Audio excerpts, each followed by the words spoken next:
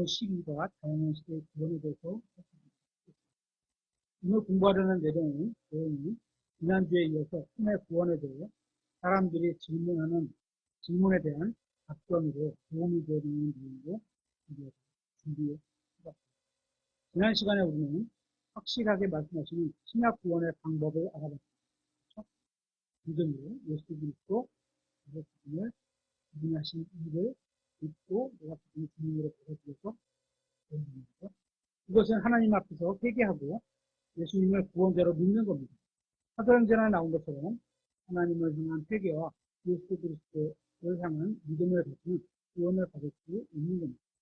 그러면 이제 구약시대나 신약시대에 구원은 어떤가를 좀 살펴볼 필요가 있는데요. 일단 성경은 그 시대는 어떤 개인의 구원에 대해서 일일이 언급하고 있지 않다는 겁니다. 그래서 명확하지 않기 때문에 믿는 바가 약간씩 다를 수도 있는 겁니다. 하지만 원칙은 신약이나 구원이나 구원에 대해서는 동일합니다. 은혜와 믿음입니다. 구약시대를 예를 들면 사울 왕 같은 경우가 있겠죠. 사울이 구원받았을까요? 아니면 지옥에 갔을까요? 사울 왕이. 이렇게? 그래도 잘 쓰죠. 틀려도 상관없어요. 이것은 의견이 분분합니다. 제가 성경을 근거로 추측하기에는 여러 가지 문맥을 봤을 때 구원받았다고 보는 게 더 자연스러운 것 같습니다. 그래서 저는 사울을 신약적인 표현을 하면 전형적인 육신적인 그리스도의 모형이라고 보고 있습니다. 거기에 비해서 다윗은 영적인 그리스도의 모형으로 보고 있습니다. 어쨌든 간에 제가 이렇게 말씀드리지만 성경에서는 사울이 구원받았다, 아니다 이렇게 명확하게 말씀하는 구절이 없다는 겁니다. 이런 주제는 이단교리처럼 상대방을 훈계할 내용이 아니므로 저와 다른 견해를 갖고 계신 분의 견해도 존중합니다. 제가 왜 이런 말씀을 드리냐면 우리는 항상 원칙만 이야기하면 됩니다. 그래서 지난주에도 살펴봤죠. 세종대왕하고 이순신 장군이 구원받았을까요? 안 받았을까요? 모르지만 하나님의 심판은 의로우시기 때문에 불의하게 지옥 갈 일은 없을 거예요. 누가 믿었으면 당연히 가게 되고 아니면 아니다. 원칙을 이야기하면 되는 겁니다. 성경 기록에 없는 이야기를 상상을 덧붙여서 이야기할 필요는 없다고 봅니다. 그래서 지난 시간에 예를 들었던 내용이 세종대왕과 이순신 장군이 지옥에 가면서 천국 가는지에 대한 성경적인 범위에 대해서 대답은 분명히 하나님의 의로우신 분이기 때문에 그 누구도 억울하지 않게 의로운 재판을 받을 거라는 사실입니다. 다시 말해서 억울하게 지옥 간 사람은 아무도 없을 거라는 겁니다. 이 원칙들을 여러분이 배우고 나서 언제든지 응용하시면 다른 사람들에게 적절한 답을 해줄 수 있게 됩니다. 이제 구약시대와 환란시대의 구원 방법을 한데 묶어서 이제 살펴보려고 합니다. 일반적으로 말하면 교회가 들림받고 올라가면 이 땅에 7년간의 큰 환란이 열려 환란시대가 되고 그 다음에 이 환란 끝에 예수님께서 재림하셔서 3년 왕국 시대가 열리게 됩니다. 계시록 공부하면서 지금 이 환란시대를 공부하고 있죠. 그런데 구약성경에 보면 많은 예언들이 있는데 이 환란시대는 구약시대를 마무리하는 마지막 뚜껑이라고 보시면 됩니다. 왜 뚜껑이라고 했냐면 쓰레기통과 뚜껑이 한쪽이기 때문입니다. 그러니까 구약시대의 많은 예언들을 마지막으로 딱 덮어주는 뚜껑 같은 역할을 하고 있다고 보시면 됩니다. 환란시대가 구약시대를 마무리하는 걸로 보는 겁니다. 그렇게 끝이지만, 환란시대가 끝이지만 중간에 2000년이라는 교회 시대의 간격이 들어가 보이게 됩니다. 중간에 이제 구약성경에는 감시 정도만 살짝 나오지 딱 정확하게 뭐가 있다 이런 표현이 없고 다니엘서 9장 한번 찾아보겠습니다. 다니엘서 9장 25절. 구약의 예언들이 쭉 연결되다가 계시록으로 딱 연결되면 성경이 신약 성경이 없이 연결되면 그냥 쭉 마무리가 되는데 중간에 이제 신약 시대가 생긴 거죠. 2000년 정도가. 9장 다니엘서 9장 25절. 그러므로 알고 깨달을지어다. 즉 예루살렘을 회복하고 건축하라는 명령이 나가는 때부터 통치야 메시아가 올 때까지 명령이 나가는 때가 정확히 언제인지는 몰라도 어쨌거나 예수님이 오실 때까지는 알겠죠. 그죠? 7이대와 62이대가 있을 것입니다. 69이대가 메시아까지죠. 참으로 고난의 때에 거리와 성벽이 다시 건축되고 62일의 뒤에 메시아가 끊어질 것입니다. 이건 분명하죠. 그죠? 항상 성경의 기초는 분명한 걸 위에다가 세워야 돼요. 그죠? 연대를 추측할 수 있는 이런 사람들이 연구한 추측에다가 기준을 세워갖고 연구해오면 끄트머리는 추측으로밖에 끝날 수가 없는 거예요. 근데 성경에서 분명히 말하는 거에다가 딱 세우면 거꾸로 가도 확실해지는 거죠. 그분 자신을 위한 것이 아니니, 위한 것이 아니니라. 앞으로 올 통치자의 백성이 그 도시와 그 성소를 파괴할 것이고, 그 일의 끝에는 홍수가 있을 것이며, 또 그 전쟁이 끝날 때까지 황폐하게 하는 것이 작정되었습니다. 그가 많은 사람과 한 이대 동안 언약을 확정할 것이며, 62일에가 돼서 예수님이 돌아가셨는 다음에 끊어졌어요. 그리고 7일에, 7년만 남은 거예요. 한 일에, 그래서 7년만 남은 거예요. 딱 그 한 해가 언제나 아직 안 왔다는 거죠. 신약시대가 중간에 끼어드는 거예요. 확정할 것이며, 그가 그 일의 한중간에 희생물과 봉헌물을 붙이게 하고, 가증한 것들로 비웠기 위해 심지어 완전히 끝날 때까지 그것을 황폐하게 하리니 작정된 그것이 그 황폐한 곳에 쏟아지리라 합니다. 우리가 여기서 자세히 공부하지는 않겠지만 계시록과 다니엘서를 보면 7년의 대환란이 남아있는 겁니다. 그래서 성경을 크게 보면 구약 전체가 언제 끝나냐? 성경을 크게 보면 신약 앞에 마태복음에서 끝나야 되는데 예언들이 오다가 중지가 돼 있고 삽입이 교회 시대가 삽입됐다고 보면 결국 구약의 예언이 끝나는 것은 함께 끝나게 되는 겁니다. 함께 끝나게 되는 겁니다. 구약에서 예언되는 왕국이 통치되기 때문입니다. 그리고 우리가 공부했던 로마서의 진리는 신약 성경에만 적용되는 게 아닙니다. 어떤 분들은 이 로마서가 신약 시대의 구원에 관한 교리서다 이렇게 주장을 하는데요. 당연히 그건 맞죠. 그건 잘못된 주장입니다. 신약만 그렇다는 건 잘못된 주장입니다. 만약 그렇다면 구약 시대의 구원에 관한 교리서는 어디를 봐야 될까요? 예를 들어서 이사야서에 예수님에 대한 예언이 많이 나오니까 이사야서가 구약의 교리서냐? 그렇지는 않다는 거죠. 그러니까 로마서는 신약과 구약을 통틀어 성경의 모든 시대의 구원에 관한 교리를 정해준 시입니다. 그 이유는 로마서 1장부터 5장을 보면 대상이 신약시대의 성도들만을 대상으로 다루지 않고 있다는 겁니다. 모든 사람, 모든 시대, 모든 삶을 다 다루고 있는 걸 보게 됩니다. 그래서 3장에서도 모든 사람이 죄를 지어 이렇게 나와 있습니다.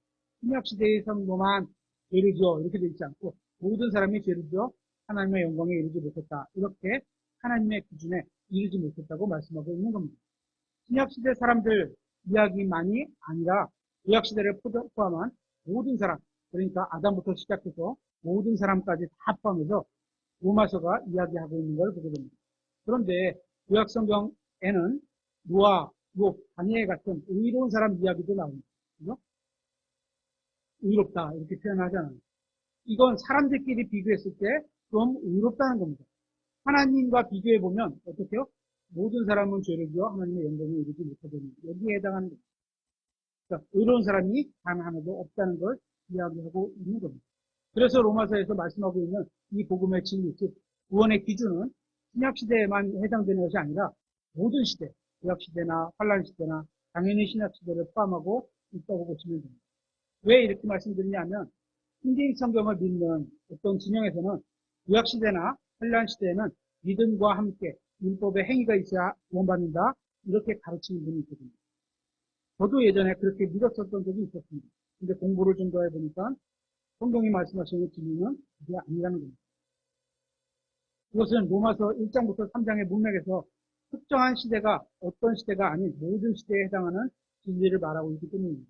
왜냐하면 신약시대뿐만 아니라 구약시대에도 율법의 행위로는 그 누구도 구원받을 수 없었기 때문입니다. 확인해 보겠습니다. 로마서 3장 1절.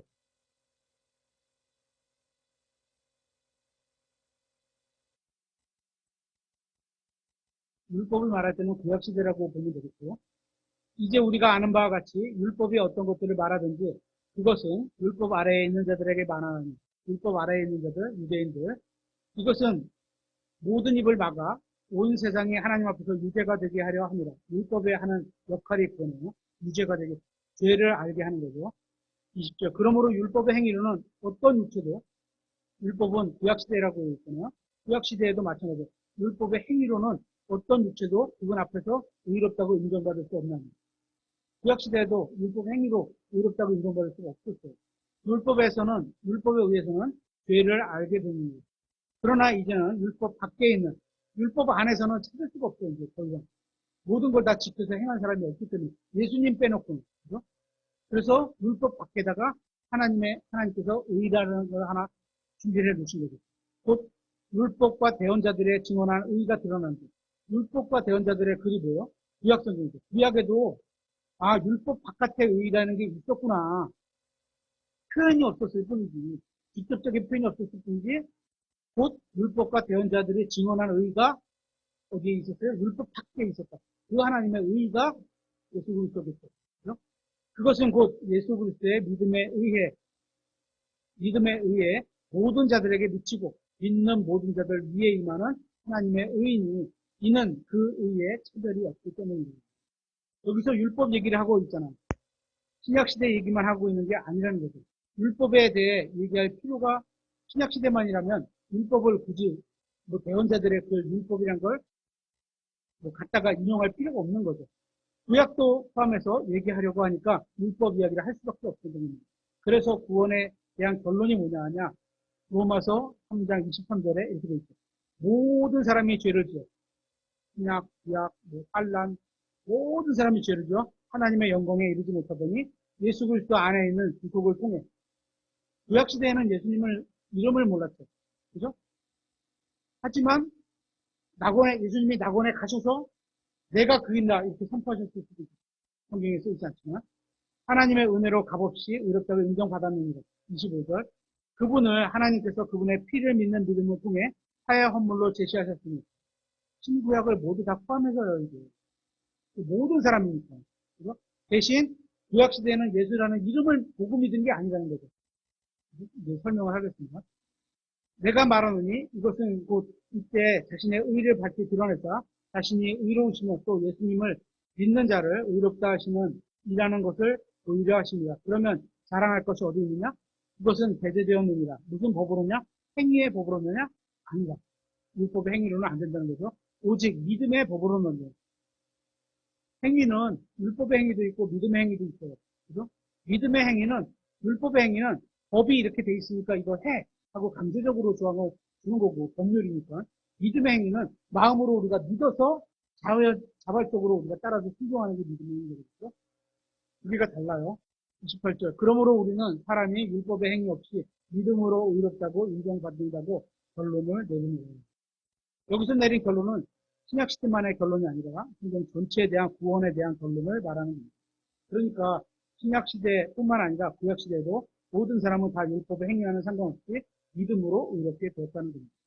사도 바울은 사도행전에서 신약시대의 율법의 행위로 구원받을 수 없을 뿐만 아니라 구약시대에도 율법의 행위로 구원받지 못했음을 지적하고 있습니다. 바울은 사도행전에서 이스라엘의 역사를 뒤집으면서 14장 16절부터 46절 사이에 길게 설교를 했는데 이 사실에 대해서 15장에서 분명하게 얘기하고 있습니다. 한번 확인해 보겠습니다. 사도행전 15장 9절.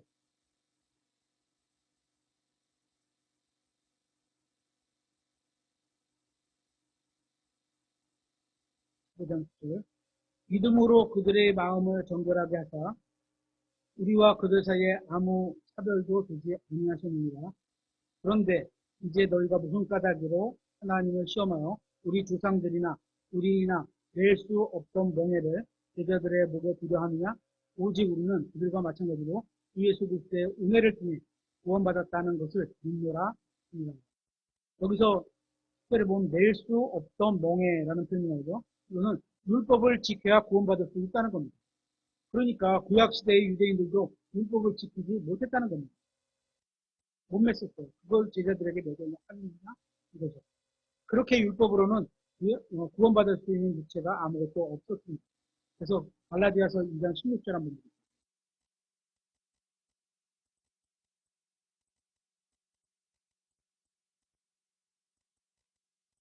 사람이 율법의 행위로 의롭다 인정받지 아니하고 이렇게 되는 게 아니에요. 예수 그리스도의 믿음으로 의롭다 인정받는 줄 알므로 우리도 예수 그리스도를 믿었나니 이것은 우리가 율법의 행위가 아니라 그리스도의 믿음으로 의롭다고 인정받으려 함이라.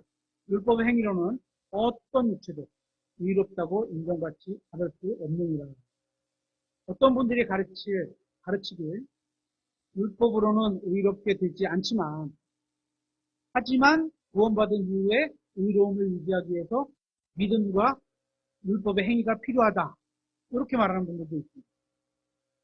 그런데 믿음에다가 행위를 더하면 이것은 행위입니다. 물반, 독반 그러면 뭐죠? 독이죠. 또. 물반, 독반 그러면 독이에요. 똑같은 겁니다. 반은 믿음, 반은 행위면 그건 행위가 됩니다. 그러니까 믿음에 우리의 어떤 행위가 1%라도 들어가면 그것은 믿음이 아니라 행위가 되는 겁니다. 그래서 성경은 분명하게 율법의 행위로 의롭게 되지 못한다고 말씀하고 있는 겁니다. 여기서 말하는 사람은 신구약을 포함한 모든 사람이라고 보시면 됩니다. 지금 읽은 갈라디아서를 보시면 그 수신자가 신약 성도들, 신약 성경에 써 있으니까 갈라디아 사람들이고 갈라디아 성도들, 신약 성도들은 그리스도를 믿고 의롭게 되었습니다. 그런데 여기서 구약 성도들도 예수 그리스도를 믿고 의롭게 되었다 이렇게 말하고 있지는 않습니다. 그렇죠. 신약 성도들은 그렇게 있지만 구약 성도들은 그렇게 얘기를 되질 않아요. 성경에 써 있질 않아요. 또는 율법의 구약 성경들도 율법의 행위를 믿음 플러스 행위로 구원받지 않았다. 제가 이렇게 가르치는데요. 그죠? 구약에도 또 대환란 시대에도 그렇게 가르치는데요. 그렇다고 해서 구약 성도들이 예수님을 믿고 구원받았다. 이렇게 가르치지도 않았습니다. 그죠? 구약의 예수라는 이름을 알 수가 없으니까. 구약 성도들이 어떻게 예수님을 믿어요? 예수님의 이름을 알아야지 믿어요. 그죠? 모르니까 믿을 수가 없는 겁니다. 하지만 구약시대에도 하나님의 아들, 또 여호와 하나님, 이런 분들이 있다는 건 알고 있습니다. 그래서 다윗이 시편에 이렇게 기록하고 있습니다. 주께서 내 주께 말씀하시기를 이렇게 되는데 앞에 주는 여호와 하나님을 LORD가 다 대문자로 있으니까 여호와 하나님을 말하는 거고 뒤에 LORD L자만 대문자이기 때문에 하나님을 말하는 거예요. 주께서 내 주께 말씀하시기를 그래서 주님이라고 부르는 분이 두 분이 있는 거죠. 적어도 여기 요 편에서 보니까 이렇게 알 수 있는 거죠. 내가 내 원수들을 네 발받침으로 삼을 때까지 너는 내 오른편에 앉아 있으라 하셨다. 이렇게 다윗이 시편에 기록하고 있습니다. 주님이 있고 또 주님이 있고 주님 여호와께서 또 하나님께 말씀해 달라는 겁니다. 다윗은 삼위일체를 알고 있었던 것 같아요. 그러니까 말씀이신 아들 하나님도 알고 있었을 수도 있습니다. 단정 짓지 않겠습니다. 성경이 없으니까. 하지만 그분이 예수라는 사람의 이름인 줄은 몰랐던 겁니다. 그분이 인간의 몸으로 오실 때 예수라는 이름을 쓰실 것이다. 이건 몰랐다는 겁니다. 이름을 알아야 예수님을 믿죠. 구약 성도들은 예수님의 이름을 안 적이 없습니다. 그래서 예수님을 믿을 수가 없었습니다. 그래서 구약 성도들은 하나님 앞에서 용서를 구하고 여호와 하나님을 믿은 겁니다. 하나님께서 자기에게 주신 말씀을 믿은 겁니다. 그렇게 하나님을 믿은 겁니다. 하지만 신약 성도들은 예수님을 알고 믿는 겁니다. 그 두 개가 차이 나는 거죠. 믿음으로라는 방식은 동일하지만 그 믿는 내용이 그래서 조금 차이가 있을 뿐입니다. 16절에서 말하는 어떤 육체도는 모든 사람을 말하는 겁니다. 신약 성도들뿐만 아니라 구약 성도들의 육체도 이렇게 될 수 없었다는 겁니다. 그래서 갈라디아서의 결론은 갈라디아서 2장 21절에 내가 하나님의 은혜를 헛되게 하지 아니하노니 구원을 은혜로 받았던 거죠. 만일 의가 율법에 의해 온다면 율법을 지켜서 우리가 의롭게 될 수 있다면 그죠? 그리스도께서 헛되이 죽으셨느냐 예수님이 죽으신 게 헛되이 됐다는 거죠. 그러니까 만약 사람이 믿음과 행위로 구원받을 수 있었다면 예수님께서 오실 필요가 없었다는 겁니다. 킹제임 성경을 믿는 어떤 진영에서는 구약시대와 환란시대는 믿음과 행위로 구원받는다고 가르치는데요. 만약 그걸로 어떤 누구 하나라도 구원받을 수 있었다면 예수님께서 왜 오셨겠습니까? 왜 죽으실 필요까지 있습니까? 그렇게 구원받을 수 있다면 그랬으면 되었던 거죠. 계속 구약에 만약에 믿음 플러스 행위로 구원받을 수 있었다면 그렇게 해서 계속 구원받으면 되는 거지. 예수님이 오셨어요. 그죠? 오셔서 죽으실 필요까지는 없던 거죠. 갈라디아서 3장 21절에 그러면 율법이 하나님의 약속들과 반대가 되느냐? 결코 그럴 수 없느니라. 만일 생명을 줄 수 있는 율법이 주어졌다면, 이 말에 의하면 율법은 생명을 줄 수가 없어요. 그죠? 생명을 줄 수가 없고요. 의로, 진실로 의가 율법으로 말미암아 있었느니라. 이 말씀은 생명을 줄 수 있는 율법은 없다는 겁니다. 율법은 사형 선고를 하는 겁니다. 율법이 생명을 줄 수가 없어요. 그러므로 우리는 신약 성경을 통해 구약에 기록된 것들에 대한 여러 가지 사실을 알 수 있습니다. 첫 번째, 율법은 결코 죄인을 의롭게 할 수 없다는 것. 죄인임을 알게 하는 것까지요.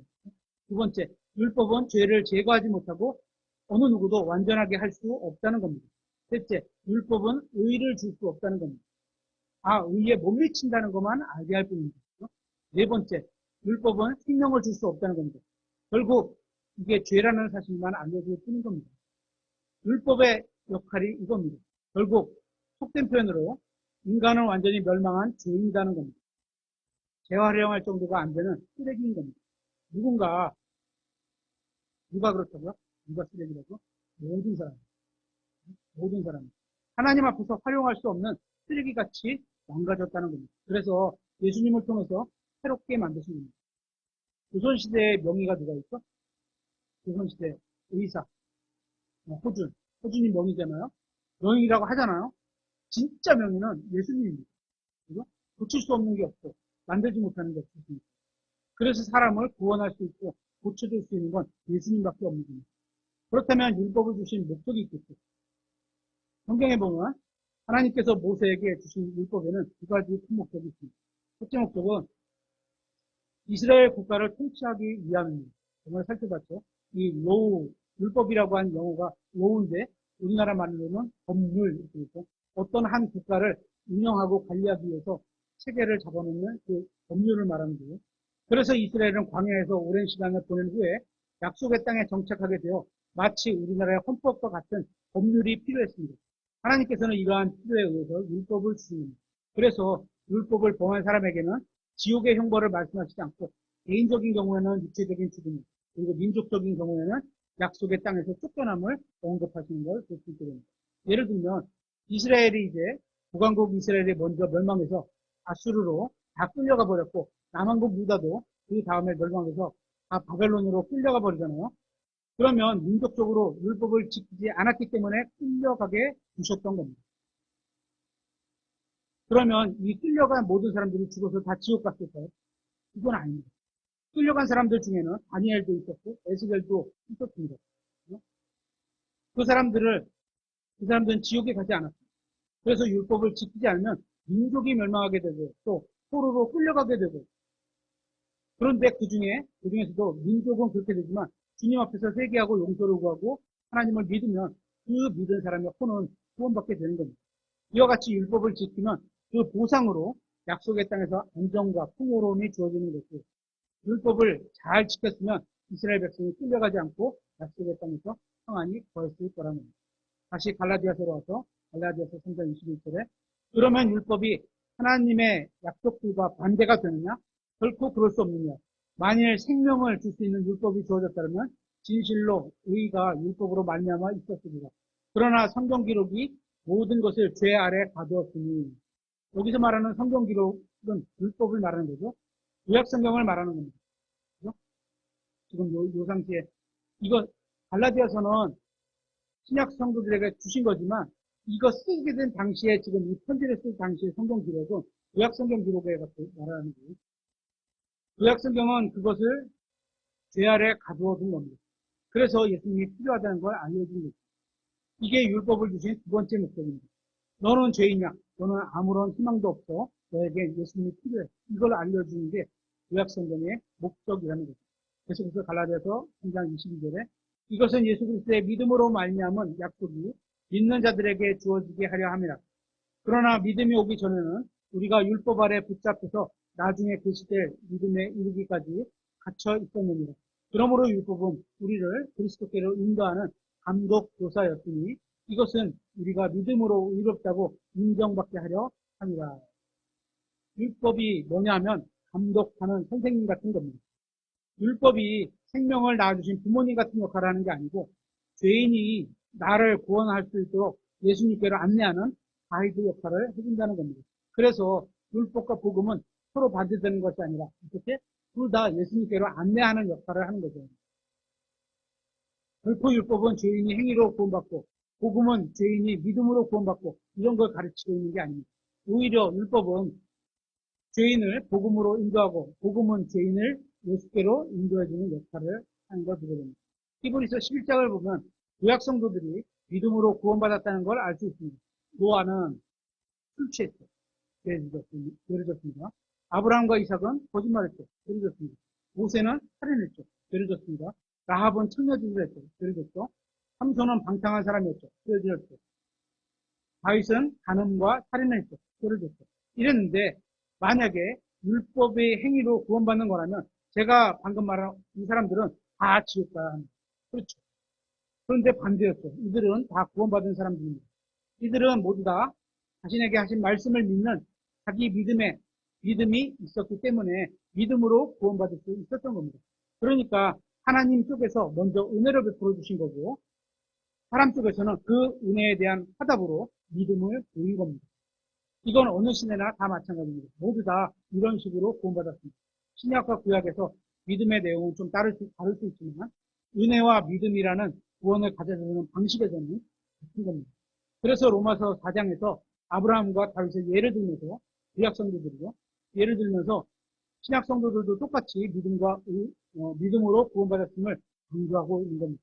로마서 4장 3절에 보면 성경 기록이 무엇이라고 말하느냐? 아브라함이 하나님을 믿음에 그것이 그에게 의로 여겨졌느니라 하느니라.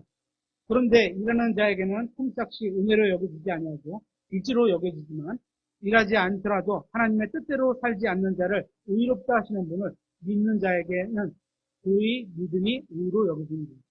하나님의 뜻대로 살지 않았는데도 하나님께서 그가 믿음이 갖고 있으면 의롭다. 이래서 의인이 되는 거예요. 성경은 아브라함의 행위가 아닌 믿음으로 의롭게 된다고 분명히 말하고 있습니다. 로마서 4장 11절에 그가 할례 입혀졌고 아직 할례 받지 않은 때에 자기가 소유한 믿음을 공인한 표식을 받았으니 이것은 그가 할례를 받지는 아니하였으니 받기 전에 그죠? 할례라는 거 어쨌거나 율법에 해당하는 거로 보일 수 있는 거지만 할례 받기 전에 하나님의 말씀을 믿은 그 믿음을 보시고 하나님이 의롭다고 하신 거죠. 할례를 받지는 아니하였으나 믿는 모든 자들의 조상이 되어 의가 그들에게도 전가 되게 하려 함이요. 아브라함은 하나님을 믿고 구원받았습니다. 하나님을 믿는다는 것은 하나님이 자신에게 하신 말씀을 믿는 겁니다. 그리고는 그래도 나중에 죄를 지었죠. 그러면 하나님께서 징계를 받겠습니다. 구원은 잃어버리지 않습니다. 그래도 끝까지 회개하지 않는다면 그때는 하나님께서 그를 징계하시다가 어떻게? 이제 그만 살아. 너는 더 살면 외래에서 손해가겠다. 그러면 그만 살아. 이렇게 됩니다. 그 사람을 죽이기도 합니다. 그런데 그 사람은 구원받았기 때문에 하늘나라에 가는 거죠. 그때는 낙원이었겠죠. 복음이 뭐죠? 죄를 지은 사람은 벌을 받아야 되는데 벌 안 받게 된다는 게 복음이잖아요. 은혜니까. 그런데 신약 성도들이 우리는 특별히 예수 그리스도의 복음을 듣고 믿고 구원받는 겁니다. 그러면 구약 시대에도 복음이 있었을까요? 구약 시대에 복음이 있었을까요? 찾아보겠습니다. 로마서 1장 1절.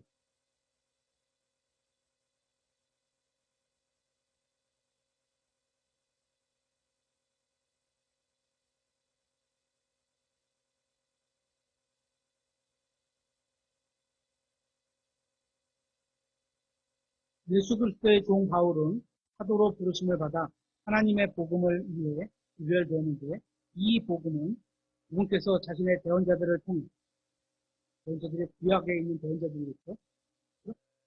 이 복음은 우리가 구약시대에 있던 대언자들을 통해 거룩한 성경 기록들에 미리 약속하신 것으로 구약성경은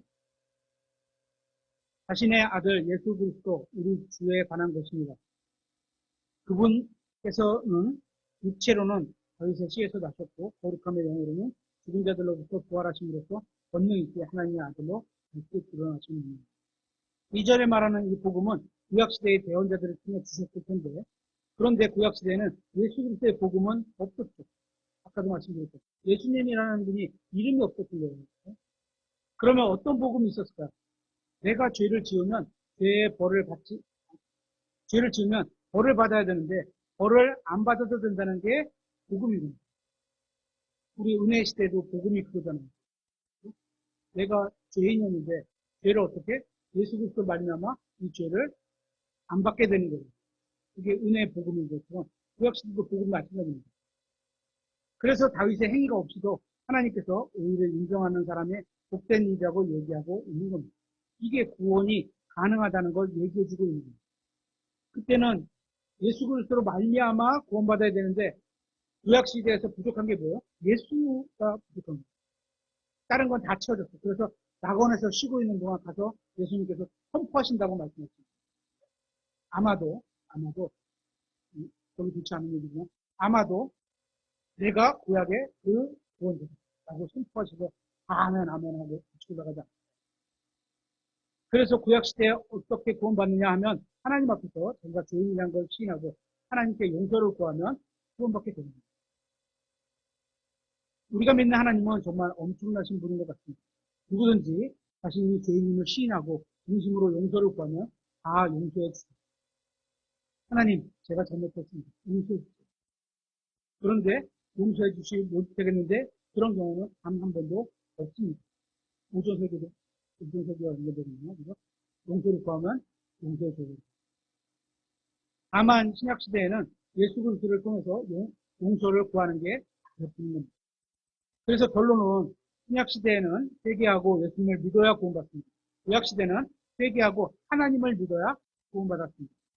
복음을 들어보지 못한 사람들은 로마서를 근거로 보면 회개하고 창조자나 절대자를 믿고 용서를 구해야 구원받게 되는 걸 보게 됩니다. 다만 지난주에 살펴본 것처럼 어린아이들과 지적 장애인들은 아무것도 하지 않아도 구원을 받을 것으로 보입니다. 이게 성경의 결론이라고 믿습니다. 그래서 우리가 이런 걸 공부하는 이유는 누군가가 이제 질문을 하잖아요. 질문하기 전에 복음을 열심히 전하는데 그러면 뭐 세종대왕은 그러면 이순신장군은 이렇게 반문을 하거든요. 근데 이 반문하는 게 사실은 진짜 궁금해서 반문하는 게 아니에요. 말을 회피하려고. 그러니까 성경적으로 보면 마귀에게 속은 거야. 그래서 이 말을 회피해서 갈 수 있게끔 생각을 그 사람한테 계속 넣어주는 거죠. 그러니까 우리는 복음을 전할 때 어떻게 해요? 다시 본론으로 계속 끄집어 놓고 다시 얘기해요. 삐뚤어 가려고 그러면 그거 간단하게 답변해주고 다시. 그래서 너가 중요한 거죠. 너는 어떻게 할래? 너는 예수님 믿을래? 이렇게 해서 마무리를 딱 해야 되는 거죠. 여기에 계략에 빠지게 됩니다. 복음을 전해야 됩니다. 복음을 전할 때 가장 중요한 건 지금 이 사람이, 내가 전하는 이 사람이 예수님을 만나야 한다는 걸 답해주고 알려주는 겁니다. 그래서 오늘 다양한 시대의 구원을 살펴봤습니다. 기도하고 마치도록 하겠습니다.